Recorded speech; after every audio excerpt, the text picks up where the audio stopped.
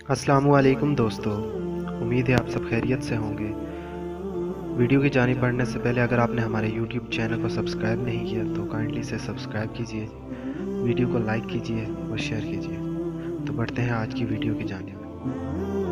मुर्दों को ज़िंदा करने का माइज़ा किस पैगंबर के पास था?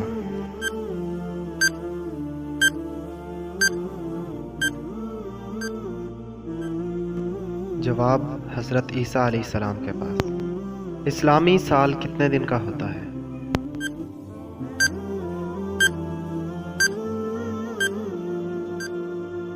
जवाब 354 दिन 8 घंटे। खाना काबा का नक्शा किसने तैयार किया था?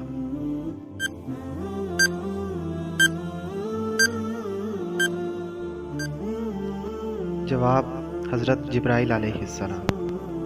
क़यामत के दिन जो फरिश्ता ज़मीन को लपेटेगा उसका नाम क्या है?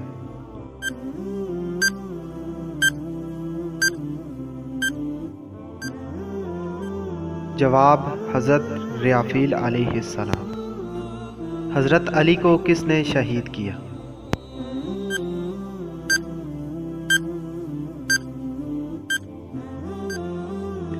जवाब अब्दुल रहमान, जो अपने बलम के नाम से मशहूर था।